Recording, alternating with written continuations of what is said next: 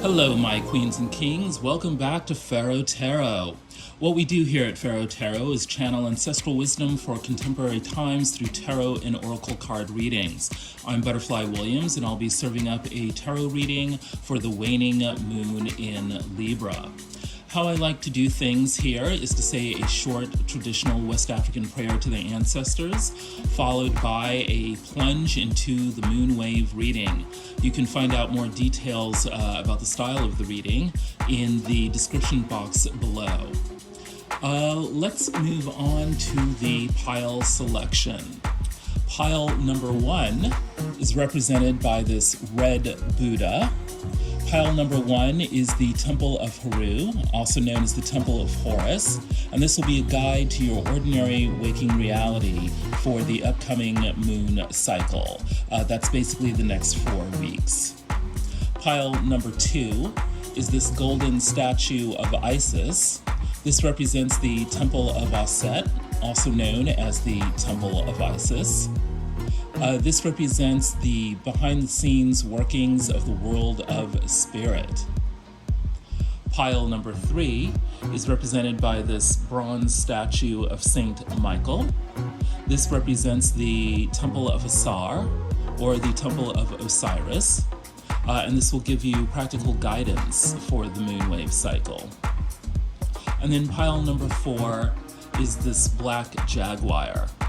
And this represents the Council of the Elders, in which we'll be integrating all of the wisdom that we have gained from the Temple of Heru, the Temple of Auset, and the Temple of Asar.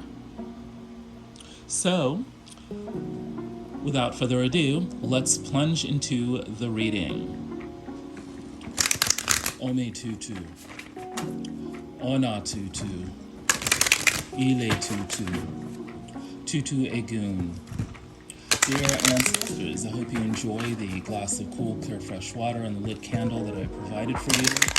Please fill these cards with your love and your wisdom so that I may channel messages of love and abundance for all those who have gathered here to see the moonwave reading for the waning moon in Libra. Ashe.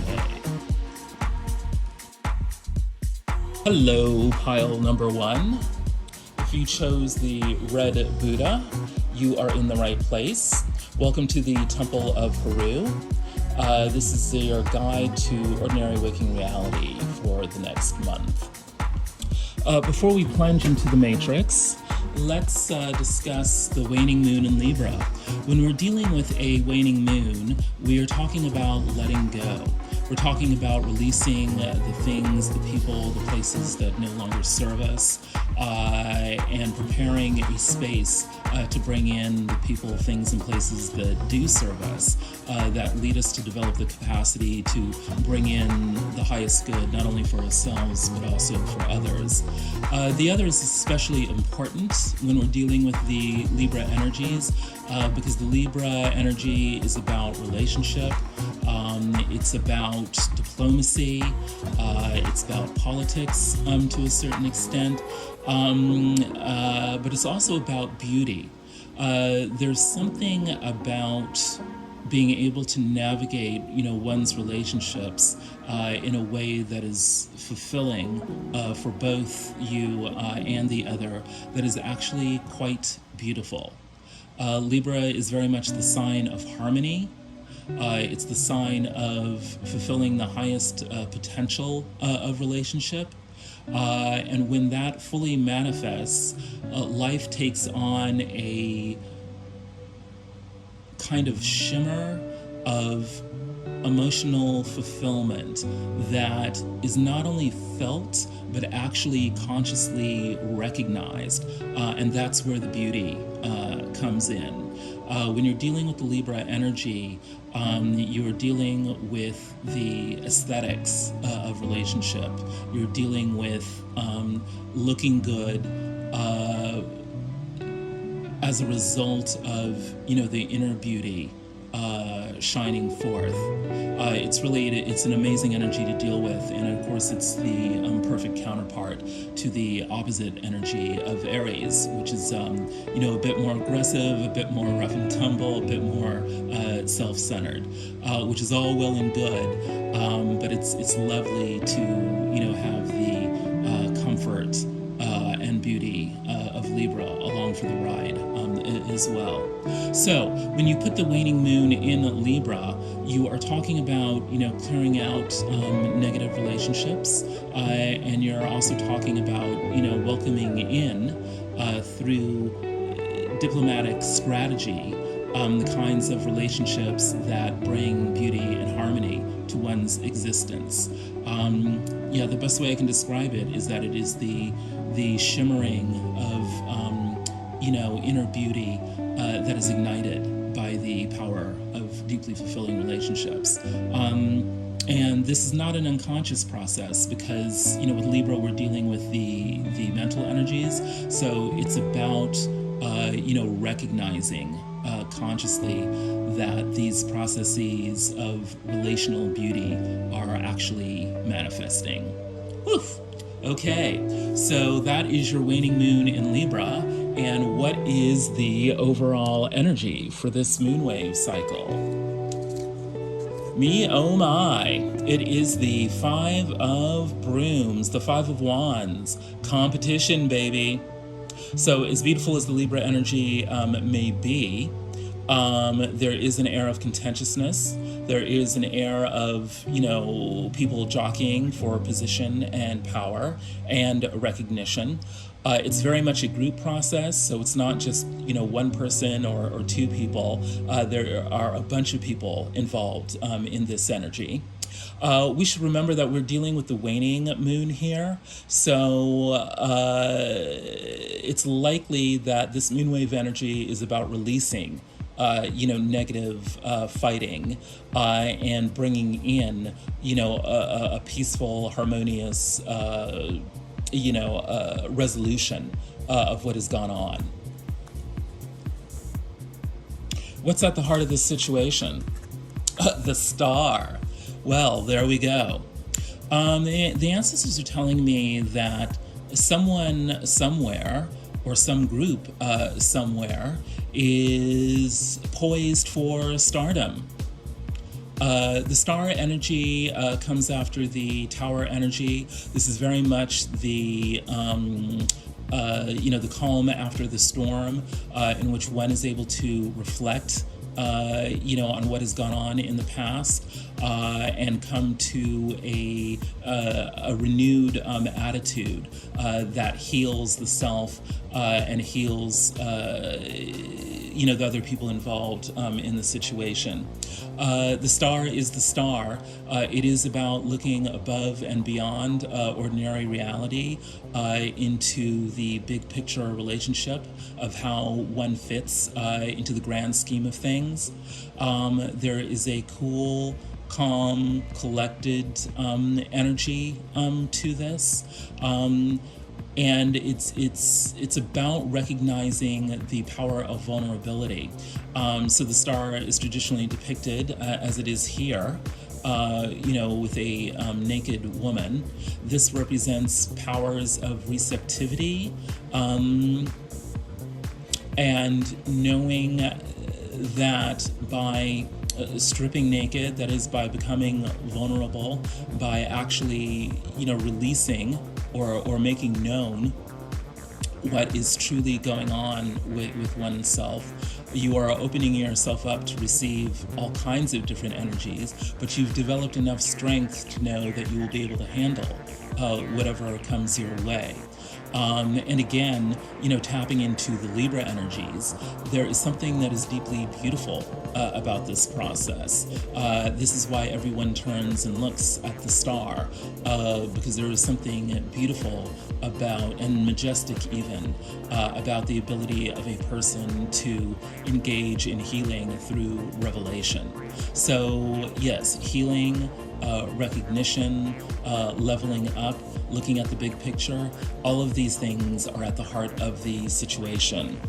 What's in the upper world of the situation? Death. Yes.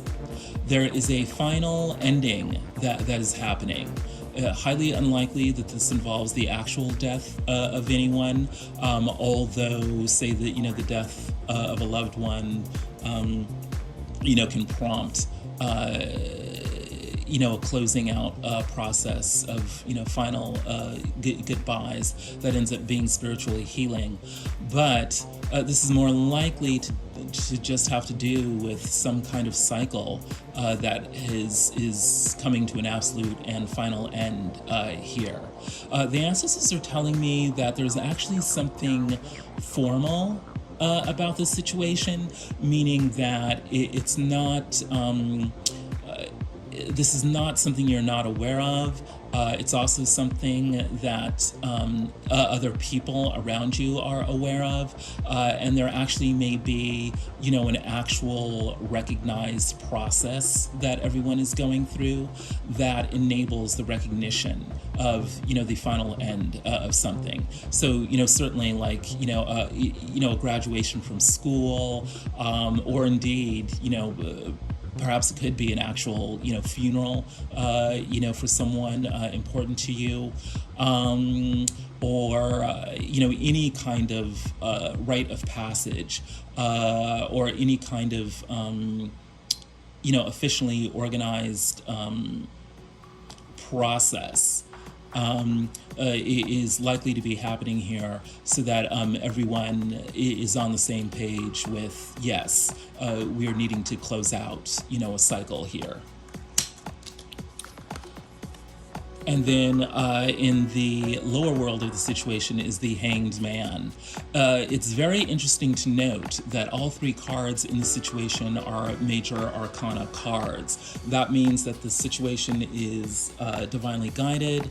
There are larger social forces at play here. So, whatever you do, don't make the mistake of thinking that it's all about you. A large number of people are actually consciously aware of this situation, needing to move forward. What's motivating this situation is a need to take time out and to assess what has gone on in order to gain a new perspective on the situation. So there's indeed an emotional air of actual suspense, around this, because everyone involved in this situation is deeply emotionally invested in its outcome. What's going on with you specifically? Well, we've got the Two of Swords. By the way, I do not read reversals. If any cards are out on the tray upside down, it is by mistake. So, the Two of Swords. Okay, there is an era of indecision here. You're not quite sure what to make of the situation, and you feel like you're, having to, fly blind, into, what is needed here. It could be that there's, two competing options that you don't have enough information about to evaluate them, completely. And there is a certain amount of, emotional anguish going on here, because you really want to be able to move forward. You'd like to be able to turn around, face the sea and watch your ship come in, but instead you are, just tied up inside with just not knowing, which way to go. It's interesting that, the woman is wearing a yellow bracelet here. I think this means that friends, it looks like a friendship bracelet to me in a way, and it's the color yellow, which I also associate with friends. There's something about dealing with friends here, like being distant from past friends, still waiting, for new friends, that is involved with this situation. The Queen of Machetes. Right. You are under pressure. You are challenged to step into your mastery of your mental state. The Queen of Machetes is a no-nonsense figure who will not tolerate BS of any kind because she's been through a lot in the past, and that has meant that she's gained, a lot of wisdom about how to navigate, situations, in the future. She looks at something very deeply and sees right through it, knows where it's been, knows where it's going, and will not hesitate, to tell the other exactly what the real deal is. So there's no, fooling around or getting away with anything with the Queen of Machetes. It's a very interesting challenge for you to have, given that you are feeling a bit, stalemated in your indecision. But you're needing to be very clear-eyed about not only what's going on around you, but about who you are and what you want out of the situation. And what's motivating you? The Two of Brooms. Yeah, you're needing to make a choice. You can't, continue doing what you're doing and staying where you are. You're needing to really push forward. And obviously, you don't want to go down the road that leads nowhere. You want to go down the road that's going to give you the world, that's going to be fertile, that's going to bring in, exciting new opportunities and fulfilling relationships. So, yeah, you know that there is a choice to be made, but you're feeling really indecisive about, which way to go. What's going on with the other? They've got the Three of Pentacles, right. They are working hard in concert with other people towards some sort of goal. And there may be a ringleader here, someone who's on a soapbox and being a little preachy, to the others. But there's this air of, needing to keep a family of sorts going, whether that's an actual family or, like a family of coworkers or friends or whatever. But yes, this other is very purpose-driven, and it's all about, keeping things productive. They are feeling the pressure of strength. Yeah, they need to demonstrate that they can keep it together, that they are, functional, and that they're not going to let, their emotions and other sorts of instincts just run away with them. The ancestors are telling me that this could have to do with a group of people who are involved, in the arts. There's something about maintaining statues as sort of like a symbol, like this particular group of artists would be, interested in maintaining a particular, aesthetic or a particular history, or lineage, but it doesn't have to be a group of artists. The ancestors is also telling me it could be some sort of spiritual or religious circle, that is involved, in maintaining, a certain way of thinking or a certain way of life. Could also be political, or also could be, business-oriented, some kind of company. But the one thing that unites all those groups, or that all those groups have in common, is that there's definitely a certain kind of purpose or goal or history that each of those groups are trying to maintain. What's in the motivation of the other? Yeah, the Ace of Pentacles, right. A new opportunity to further the goals of the group. If we're talking about a business, obviously it's about, how do we make the most profit? If it's an arts group, it's about, what kind of shining star or, active creativity is going to lead to further abundance, for us. If it's political, it's pretty much, the same deal. What kind of opportunity is going to further the aims of the group and help us, bring in the resources that we need. What's the outcome? Woof! The Ten of Swords. This card traditionally represents, backstabbing, infighting, a bunch of people, wounding some other figure that they think was impeding, their progress. But the ancestors are very clear that this is a past situation. We are at the end of this cycle. Remember, we're talking about, death, being in the upper world of the situation. This situation is over, and it's about dealing with the aftermath of this. The ancestors are saying, tidying up loose ends here. So, let's just go on into the upper world of the outcome. Yes, the High Priestess. People will be turning to their spiritual advisors for insights into how to move forward in this situation. By spiritual advisors, this certainly could be, tarot readers. But it could also be, a traditional priest, or, any kind of, spiritual and or religious,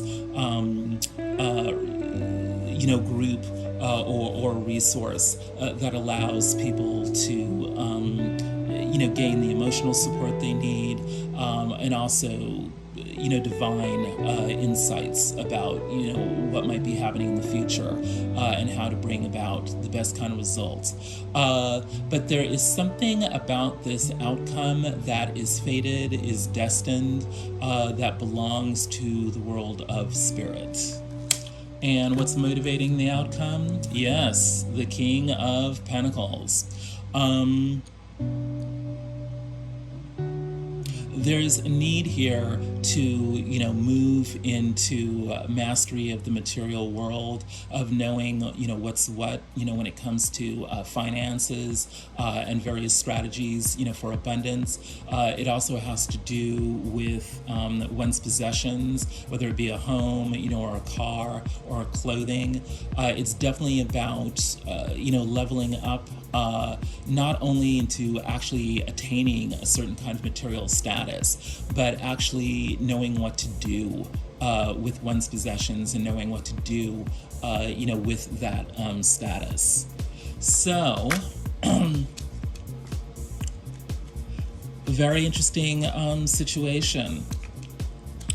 But before we sum up, let's move into the advice. And isn't this lovely? The Sun. The ancestors are advising you to follow your bliss. There are some it's such an interesting reading here, because there are some fairly heavy energies here, but the heavy energies are waning. They're on their way out. All of that negative stuff is what you are letting go of. It's sort of like, the past situation is beyond done, and the only thing to do at this point is to just formally and consciously recognize it through some kind of group, situation. Well, what's coming in are these healing energies of the star and the sun, which helps to explain, why the High Priestess is on top of the, outcome here. The divine is really wanting to end something old so that we can bring in the newness, the rejuvenation of vitality that is represented by the sun. The sun card is traditionally depicted as it is here, with a child, on a horse. That's because the sun is about birthing a new energy of playfulness, of brightness, of color. Again, following your bliss in a way that is marked by just having fun, wanting to enjoy the sheer vitality of being alive. whatever indecisiveness you are having about how to move forward, it's very clear that the way in which you need to move forward is the way that leads to you having fun, that leads to you enjoying your life, that leads to you giving up, the heaviness of the past and welcoming in the playfulness of the future. The ancestors are being very strict, about this message. They're like, if there's even the slightest hint of heaviness, about a certain option that you are contemplating, get rid of it. Don't make the mistake of thinking that, adults only do serious things, okay? No. An adult who is truly in command of their destiny is enlivened with a certain kind of passion that can only be described as being fun, as being enjoyable, as bringing in, light and air into one's life, that brings in warmth into one's life, warmth and clarity. So, if you've got two options and one of them is kind of heavy and one of them is kind of light, the ancestors are advising you to go towards the light. Well, that is your reading from the Temple of Heru, pile number 1. If any of this has resonated with you, please like, share, subscribe, comment. I would love to know more about what choices you are facing and which one of those choices you think is going to lead you to having a whole lot of fun. There we go. Let's move on to pile number 2.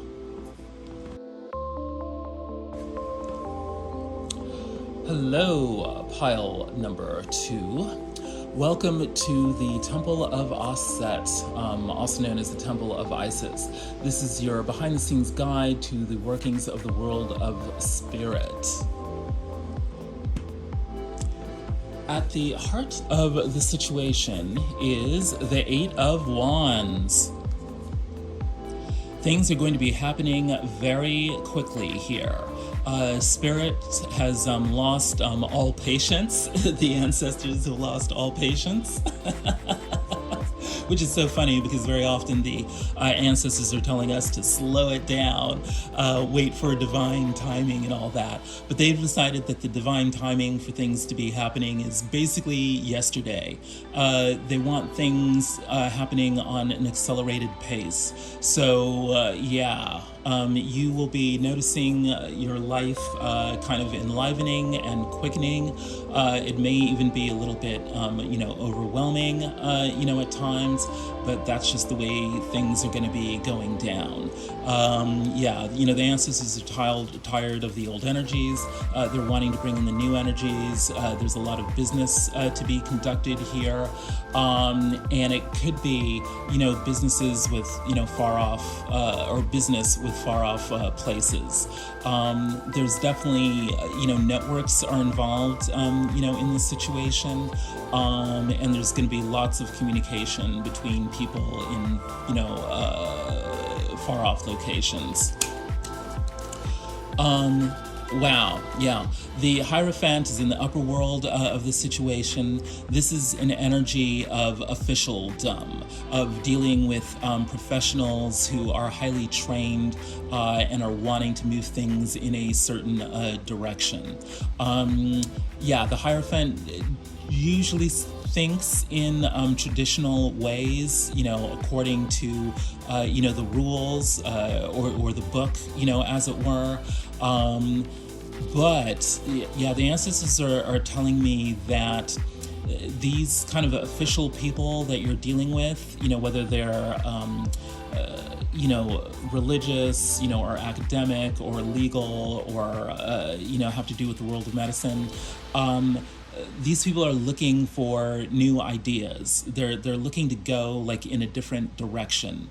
So even though they may appear to be, kind of stodgy, may appear to be, entrenched in really traditional organizations, they are under pressure to, spice things up and to be receptive to new ideas. So this is definitely leading to an atmosphere of new opportunities and new possibilities. What's motivating this situation? Interesting, the Five of Swords, right? This is an energy of petty one-upsmanship that's happening within a group dynamic. Given what we've just seen from the other cards, in this situation, it's looking like, the higher ups in this situation are really bored with how things are happening. And they're not only bored, they're slightly alarmed because they know that whatever the bottom line is for them, whatever kind of goal they're trying to achieve, they're not going to get there if the same old, petty BS is going on. So they're looking to, clean things up and clear things out. And that's why there's all this, frenetic communication going on, between people. They realize that what has gone on is just BS, and they're wanting to clean it up. So what's going on with you? The Six of Baskets, the Six of Cups. There's a certain air of, I don't know, it's not exactly nostalgia. It's more like a kind of wistfulness about wishing you could be like a child, again. You may be thinking about, certain friends that you had, in your childhood or in the deep past. And your memories of these, relationships that you had when you were younger are, feel actually really kind of nurturing and sustaining for you. Like you are trying to remember points in your past in which you were inspired or comforted or we're learning, new things that, genuinely, excited you.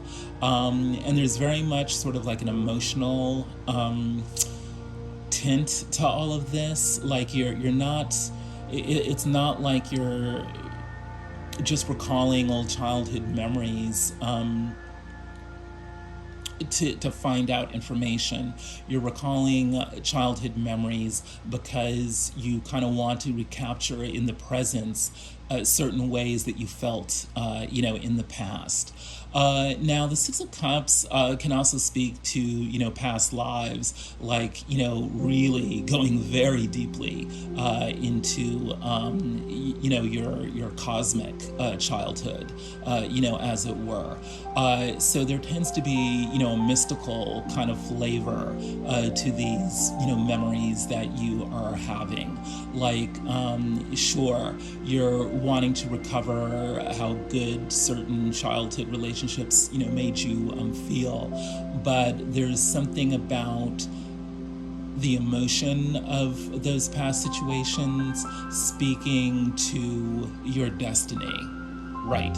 So, what you need to know is that you should definitely give in to that process if for any reason you've been, resisting, calling up, good childhood memories, because these are actually gifts from your ancestors. They are wanting you to reorient into your childhood innocence, because that is going to help you clear out, the old cycle and bring in some really, really good stuff. Yeah, the ancestors are telling me, we want you feeling good. Yes, exactly.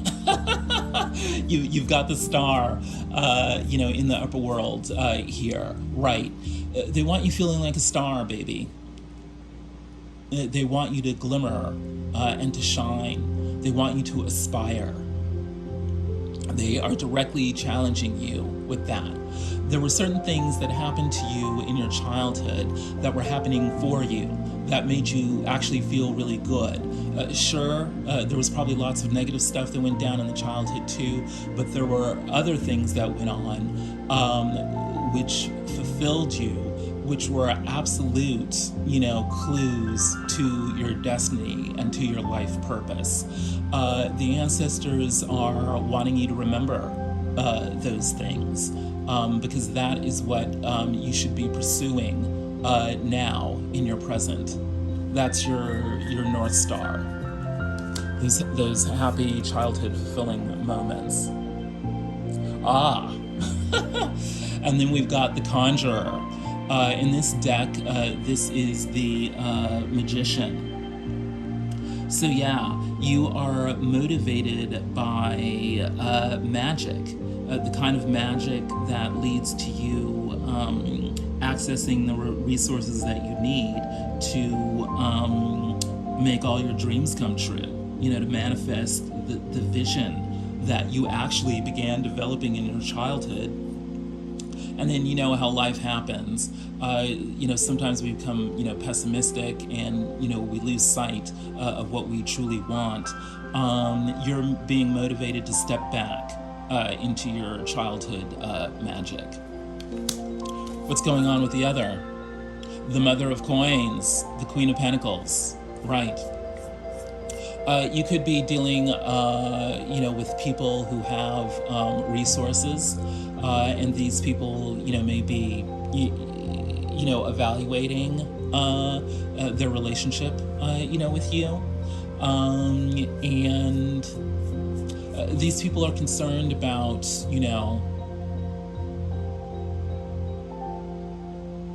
practical things related to abundance, related to, having a good job, related to having a nice home, related to taking care of the needs of the family, the basic needs. But these people are queens, okay? They're high-minded. They have a vision for their abundance. These people are being sent to you by your ancestors as a possible challenge and as a possible gift. What's going on in the upper world? Baba Calabash, the King of Cups. Yeah. And it's interesting, it's depicted, the king is depicted as having this cup, on his head. Love is on the mind of these people. A vision of love. A majestic vision of love. Yeah, these Queens of Pentacles you're dealing with are wanting to cultivate, a leadership. And they're wanting to cultivate leadership that's led by love, that's emotionally intelligent, that has a mature vision for how to spread the love, how to create, emotional harmony. That's what they're looking for. And what's the motivation? Young coin, right. These people are looking at other people who need to be developed in terms of their ability to manifest, in the material world. So it's so interesting, they've got the Queen of Pentacles in the mirror world, and then they've got the Page of Pentacles in the lower world. So there's a hierarchy here where, more mature people are looking at, less mature people and wanting to help them out. With the hopes that these, younger people or less experienced people, become Kings of Cups, know how to manifest a vision of love using what they've learned about abundance. What's the outcome? The Five of Pentacles, right. This is, the ancestors are definitely not saying that, people are going to wind up in the poorhouse here. they're saying the opposite of that. By confronting hardships, we learn the reality of what it means to be in a Five of Pentacle energy of loss, abandonment, poverty. And by learning about that, we not only become compassionate about people who are in those circumstances, we learn how to teach those people to lift themselves out of this circumstance. And in doing so, we learn very valuable lessons ourselves about why these kinds of conditions exist in the universe, and in our communities, and we learn how to avoid them. What is in the right? Exactly. El Cuchillo, the knife. This is the Ace of Swords in the upper world of the situation here.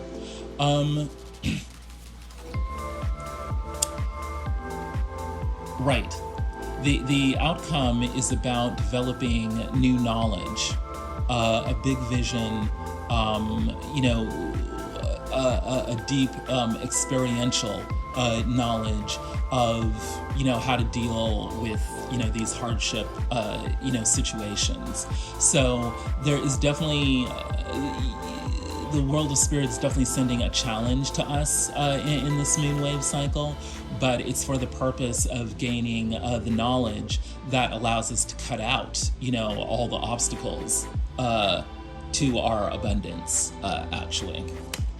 And what's motivating the situation? Right, the Five of Cups. Avoiding regret. Stopping being obsessed about past situations that lead nowhere, so that we can turn around and create the way, exactly like the way this potter is creating a cup.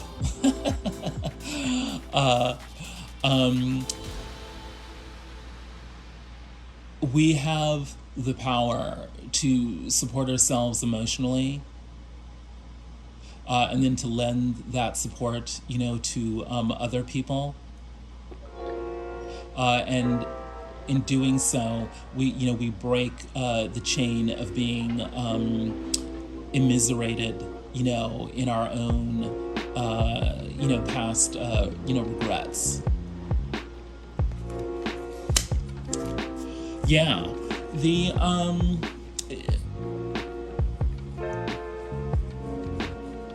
spiritually speaking, we're definitely looking at a moonwave cycle of challenges, here.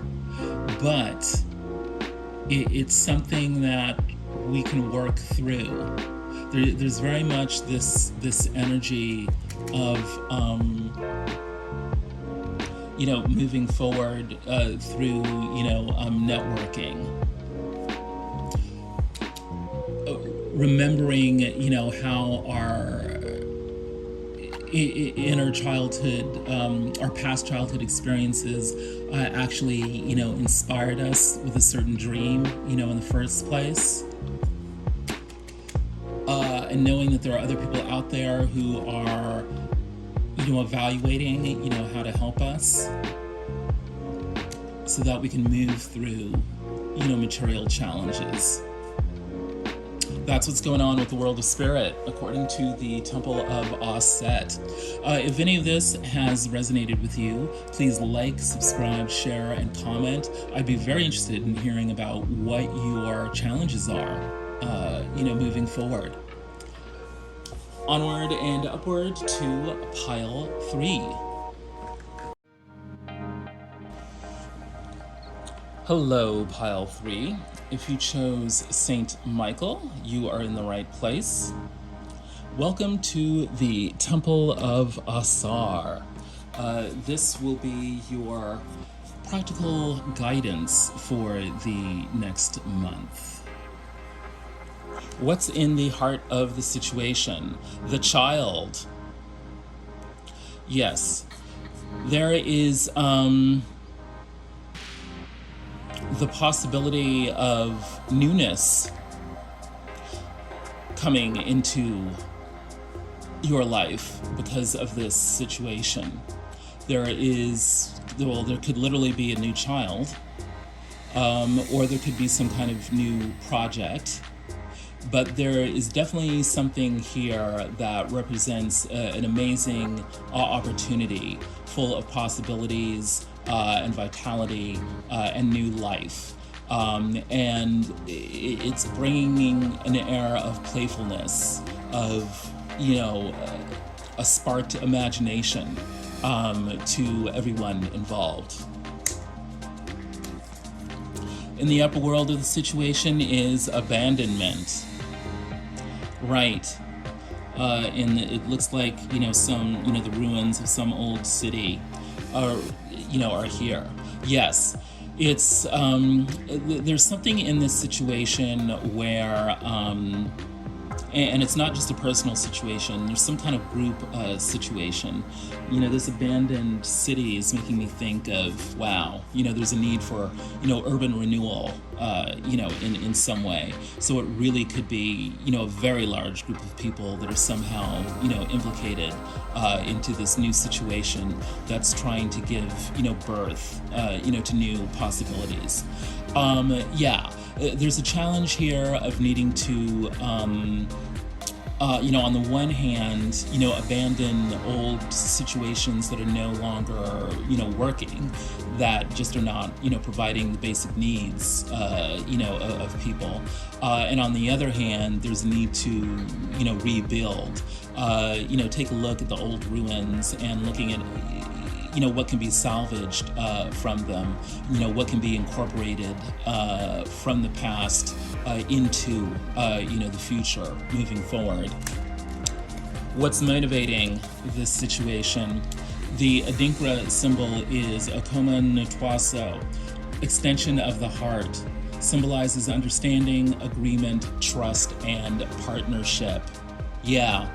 So this situation is very much about working in concert, with others, by being vulnerable, extending one's heart, acting in good faith, coming into deep alignment based on understanding, agreement, trust, and partnership. There's been a situation of abandonment on a wide scale, something that probably the entire community recognizes. This has created a deep yearning for a new possibility, a rebirth of some kind. And now everyone is motivated to come into alignment to, bring that new possibility forth amidst the ruins. What's going on with you specifically? Avoid signing forms or entering agreements. Look through documents with a fine-tooth comb if this cannot be avoided. Right. So, even as you are, wanting to come into alignment, with people to bring forth this new possibility, don't get legal with it, just yet. If anyone hands you anything to sign, any kind of contract, or whatever, go take it to a lawyer, first, or do whatever you can to avoid having to sign, right away. Now is not the time to be doing that. What's going on in your upper world? Imset, ancient Egyptian goddess of the air. Or a god. I'm not sure what the gender is. Let's actually take a look at the book.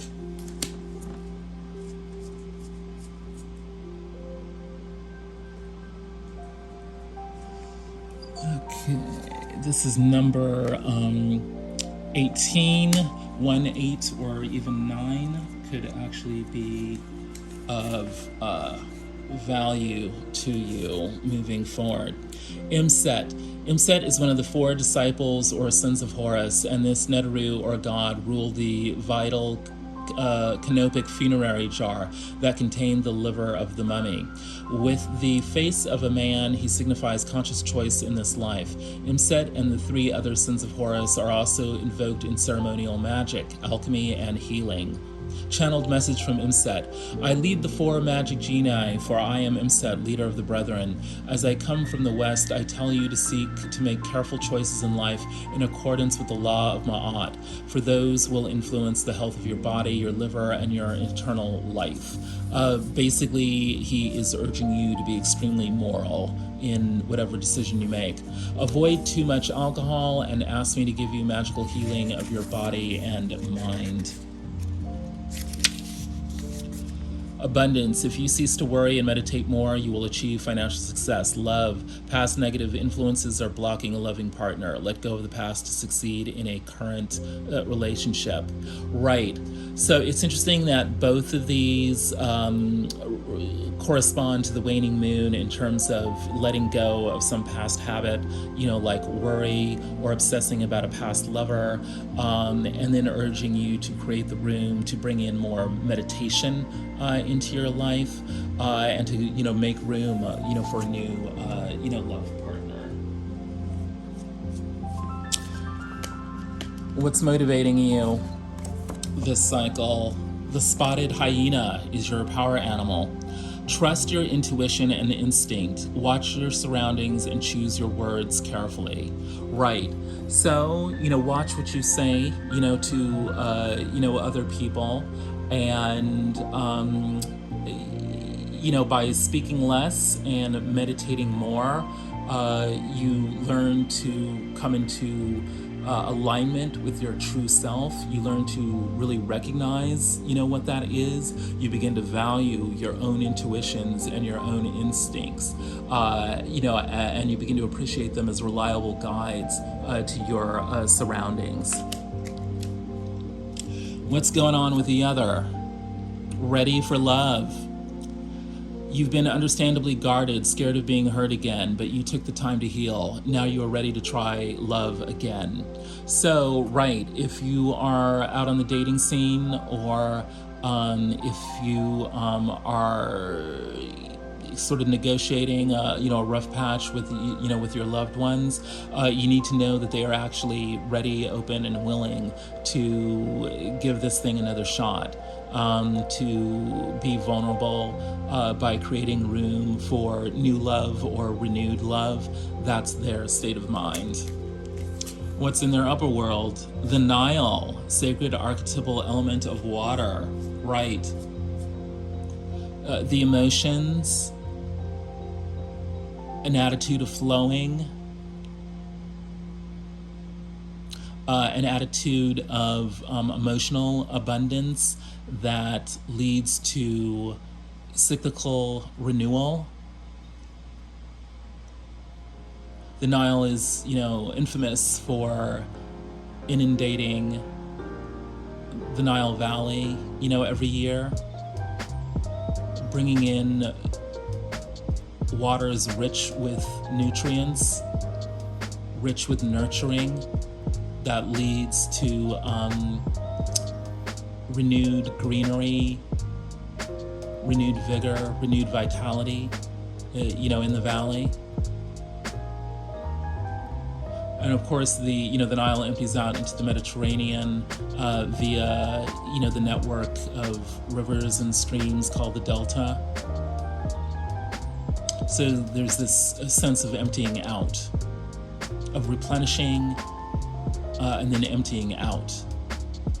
This is sort of, in the mind and heart of the other right now, those kinds of processes. It really amplifies the ready for love, energy. What is in the motivation? Reconcile, love yourself, for only then can you love others. Right. Again with this symbol of life here. Yeah, it's really looking like the other is really in a mood of receptivity, of really wanting to, patch things up and move things forward. What's the outcome? Great things take time. The ancestors are really wanting you to kind of sink into yourself, to really kind of nurture yourself in a way that gives you the time and the space to fully appreciate all that is going on within you and around you. Yeah, the ancestors are definitely saying they want you to observe. Because when you take the time to meditate, to observe, to be still, it makes you see why patience it's way more than a virtue. It's actually a tool for you. It's actually a superpower for you. When you take time to appreciate yourself at the deepest level, through meditation, through acknowledging your intuition, it's no longer a chore to be patient, because all of a sudden things become very rich, very interesting. You're more curious, and because you're more curious, you feel more alive. What's in the upper world of the situation? Keep your eyes on the prize. 48, 12, 3, all of those numbers could be important to you this month. Right.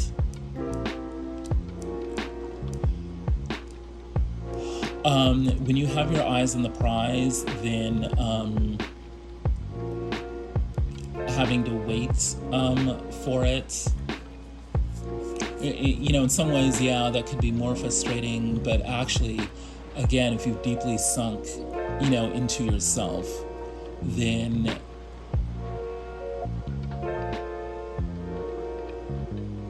your vision of the prize will sustain you as you take on the act of waiting. This is basically just another way of saying that, you know, the journey is more important than the destination. Because in a way, the journey is your destination. The greatest prize is a full appreciation of who you are and what you can do. The motivation, self-love.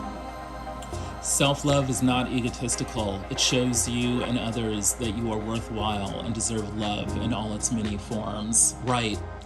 This is why you're needing to be patient and why you're needing to keep your eyes on the prize. Self-love. It is through learning to appreciate why you would need to be patient that you develop self-love. And your true object here, your true goal is self-love. That's really what you need to be focusing on. Wow. That is some powerful stuff.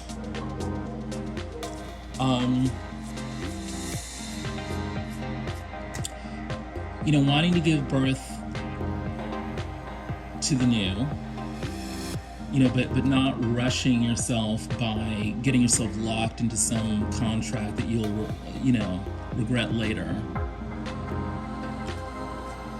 Finally realizing that, you know, the other is ready for love, you know, wants to take another shot at bringing love into their lives or renewing the love that they already have, you know, with you.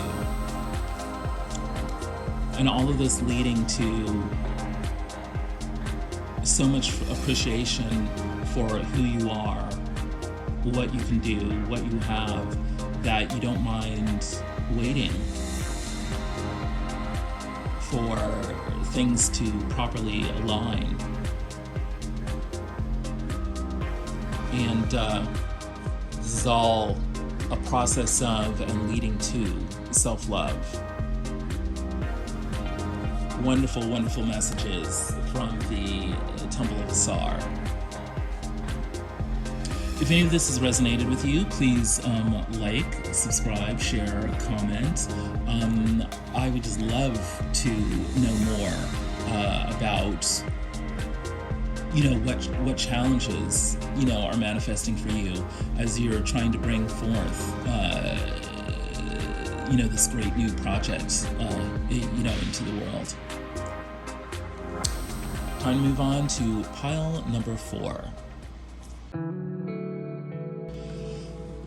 Hello, pile number 4. If you chose the Black Jaguar, you are in the right place.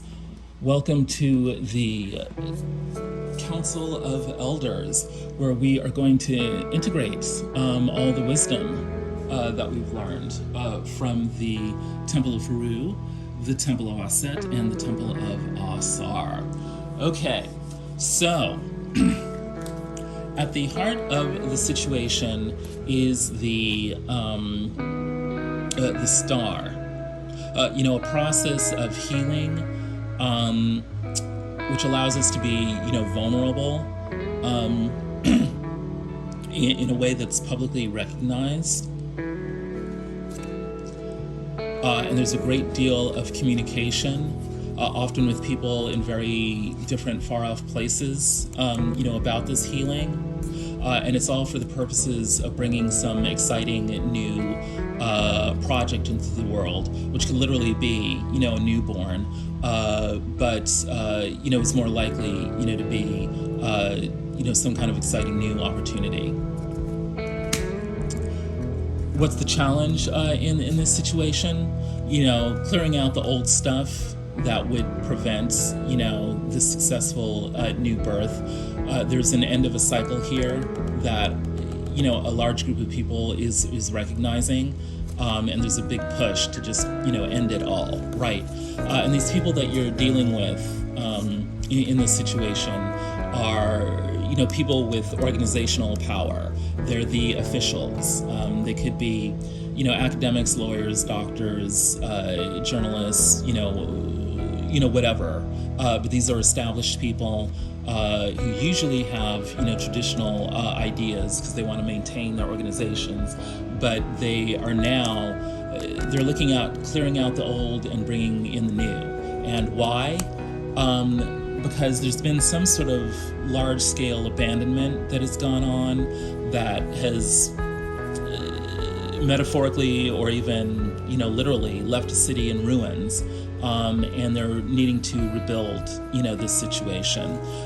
These official people want life to come out of death. And sure, they'll entertain incorporating some of the past into the future, but they're really looking to bring in, a lot of new stuff. And what's motivating this situation? For a long time, and maybe too long, people have been in a suspended state. They've been forced by circumstances to take a time out, so they have contemplated quite a bit, and this has allowed them to see that a completely new perspective, is needed. Right. There was some past situation of pettiness that led to a lot of heavy hearts. This timeout allowed them to recognize that this is what went on, in the past. And it also allowed people to adopt a new perspective where they're seeing that people need to extend their hearts. They need to come into an alignment with each other based on understanding, agreement, trust, and partnership. What's going on with you specifically? You've been stuck in some kind of indecision. It probably had to do with some kind of, friend group. You haven't been seeing things properly, or you feel like you don't have, enough information to choose between options about how to move forward. You've been wistfully thinking about your childhood and how you'd like to go back to feeling, certain ways that, past childhood situations made you feel. And as you move forward, you're being counseled, not to lock yourself into, any kind of contract, just yet. It's better for you to luxuriate in the feelings and the possibilities of the past, so that you know what you really want, and don't get stuck into accepting less than what you're really worth. What's your personal challenge? Yeah, you need to come into a clear-sighted view of both past and future. You need to not tolerate, any BS. You just need to be very clear about what you will and will not tolerate, based on, the wisdom you've built from past situations. Yeah, you need to keep your eye on the prize. Your childhood gave you important clues as to what your destiny is, and you need to make sure that you go back to those, go back to those past positive influences, so that your future is guided by your bliss, by what you're truly wanting to accomplish in your life. And yes, the air spirit. There's a need here, for you to be clear, about what you want. I want to go back to the book here.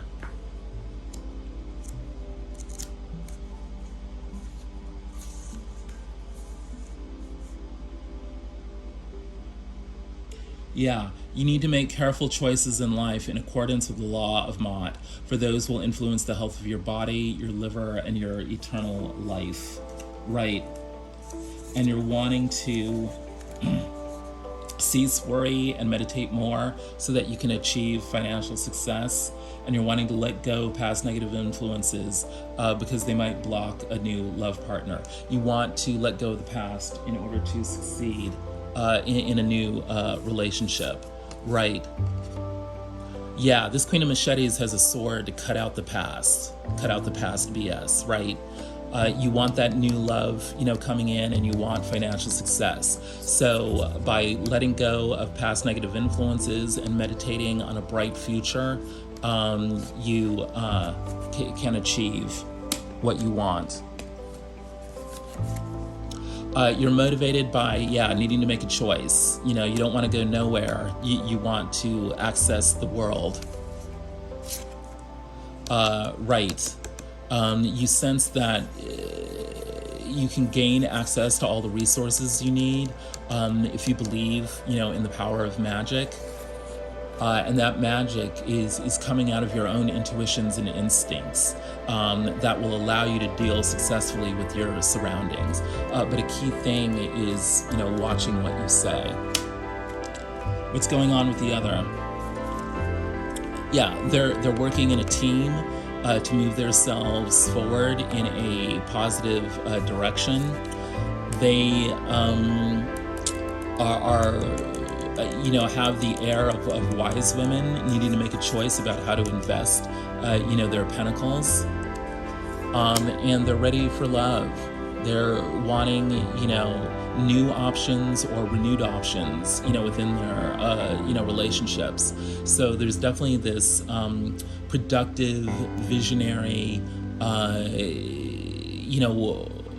air about the other, in which they're really wanting to be open to new possibilities for love. And they are being challenged with, developing inner strength that keeps, their emotions and instincts, under, in check, as they seek, to enter into relationship with their King of Cups. Baba Calabash is a master, artist, someone who realizes what emotions are in play and can actually artfully craft, emotions in order to bring out harmony and beauty, right? And so there's a flowingness about, once you've kept your instincts and emotions in check, and you harness them artfully to bring about emotional harmony, you step into a state of flow where you can replenish the vitality of yourself and those around you, and then empty out the negative stuff. Release the negative stuff to the larger world, so that you can stay in a state of nurturance. And what's motivating them? Some kind of new opportunity to bring in abundance, whether they're doing politics or arts or business or whatever it is.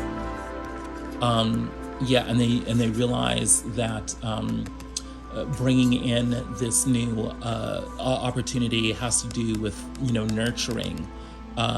Younger people are people who are less experienced in the ways of the world, in the ways of abundance.